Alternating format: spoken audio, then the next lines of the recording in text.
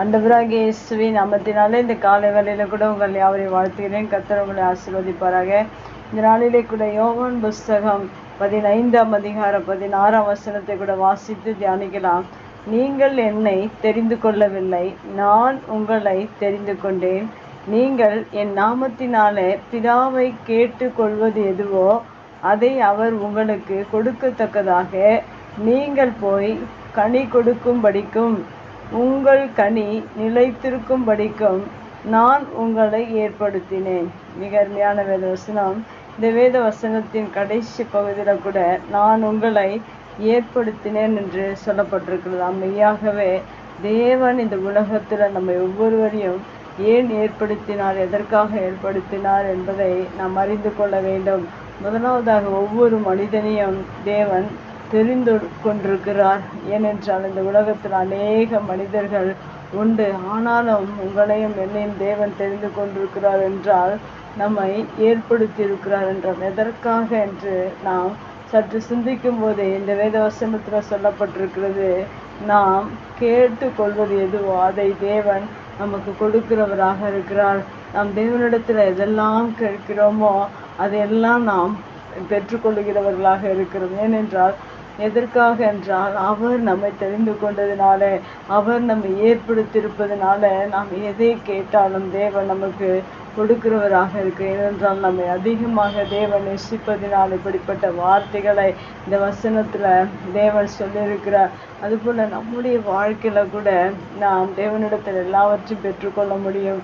ஏனென்றால் அவர் நம்மை தெரிந்து கொண்டு அவர் நம்மை ஏற்படுத்தினதினால நீங்கள் கேட்டாலும் கேட்காவிட்டாலும் எல்லாவற்றையும் தேவன் உங்களுக்காக அருள்வதற்கு அவர் ஆயத்தமாக இருக்கிறார். ஆனாலும் ஒரு சில காரியங்களை இந்த வேத வசனத்துல சொல்லியிருக்கிறார். நாம் கேட்டுக்கொள்வதை பெற்றுக்கொள்ளும்படியாக நாம் என்ன செய்ய வேண்டும் என்று இந்த வேத வசனத்துல சொல்லப்பட்டிருக்கிறது.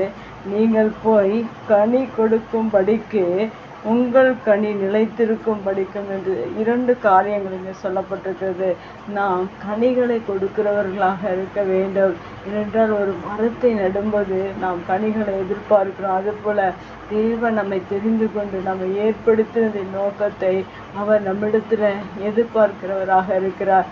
ஒரு மனிதன் கனிகளை கொடுக்க வேண்டும், அந்த கனிகள் அது நிலைத்திருக்க வேண்டும் என்று தேவன் விரும்புகிறவராக இருக்கிறார். இப்படிப்பட்ட விருப்பத்தை, தேவனுடைய விருப்பத்தை நாம் இந்த பூமியில நிறைவேற்றுகிறவர்களாக இருக்க வேண்டும். ஒவ்வொரு மனிதனும் தேவன் ஏற்படுத்தினதின் நோக்கம், நம்மை தெரிந்து கொண்டதின் நோக்கத்தை புரிந்து கொள்ளும் போது மெய்யாகவே நம்முடைய வாழ்க்கையில மிகுந்த கனிகளை கொடுக்கும்படியாக தேவன் நம்மை ஆயத்தம் செய்கிறவராக இருக்கிறார். ஏனென்றால் நாம் அவரில் நிலைத்திருக்கும் போதுதான் மிகுந்த கனிகளை கொடுப்போம் என்று வேத வசனத்துல சொல்லப்பட்டிருக்கிறது. நீங்கள் மிகுந்த கனிகளை கொடுப்பதனால் என் பிதா மகிமைப்படுவார் என்று நாம் அவருக்கு சீஷர்களாக இருப்போம் என்று வேத வசனத்துல சொல்லப்பட்டிருக்கிற பிரகாரம் நாம் கனிகளை கொடுக்க வேண்டும் என்று அவர் விரும்புகிறவராக இருக்கிறார். அதுவும் மிகுந்த கனிகளை கொடுக்க வேண்டும் என்று. அதை தான் நீங்கள் போய் கனிகளை கொடுக்கும்படி என்று சொல்லப்பட்டிருக்கிறது. ஏனென்றால் ஒரு மனிதன் கனிகளை கொடுக்கும்போதுதான் அவரோடு இணைக்கப்பட்டவர்களாக இருக்கிறோம். அவர் நமக்கு அநேக ஆசீர்வாதங்களை நமக்கு கொடுக்கிறவராக இருக்கிறார். அதற்காக தான் நாம் தேவன் நிலைத்திருக்க வேண்டும், தேவனோடு கூட ஐக்கியமாக இருக்க வேண்டும். தேவனோடு கூட நாம் மிகுந்த ஐக்கியத்தோடு இருக்கும்போது தேவன் நம்மை ஆசீர்வதிக்கிறவராக இருக்கிறார். நாம் அவரில் நிலைத்திருக்கும் போது தான் மிகுந்த கனிகளை கொடுக்க முடியும். அதற்காக தான் தேவன் இந்த உலகத்துல ஒவ்வொரு மனிதனும், ஒவ்வொரு கர்த்தருடைய பிள்ளைகளையும், ஒவ்வொரு பிள்ளைகளையும் தேவன் ஏற்படுத்தியிருக்கிறார் என்பதை நாம் மறந்து போகக்கூடாது.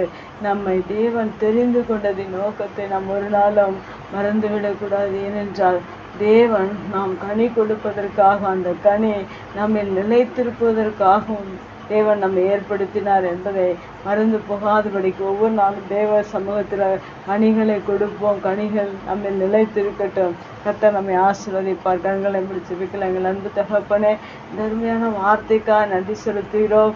எங்களை நீர் ஏற்படுத்தினதின் நோக்கத்தை நாங்கள் அறிந்து, நாங்கள் ஆண்டவரை நீர் தெரிந்து கொண்டதின் நோக்கத்தை நாங்கள் அறிந்து எங்களுடைய வாழ்க்கையில் மிகுந்த கனிகளை கொடுக்கும்படியாக அந்த கனிகளை எங்கள் நிலைத்திருக்கும்படியாக உடைய சமூகத்தில் ஜெபிக்கிறோம். ஆண்டவரே, உம்முடைய வார்த்தை கேட்கிறோம். ஒவ்வொரு பிள்ளைகளுடைய வாழ்க்கையிலும் இப்படிப்பட்ட ஆசீர்வாதங்களை, கனி கொடுக்கிற அனுபவங்களை, கனிகள் நிலைத்திருக்கிற அனுபவங்களை பெற்றுக்கொள்ளும்படியாய் நீர் உதவி செய்வீராக.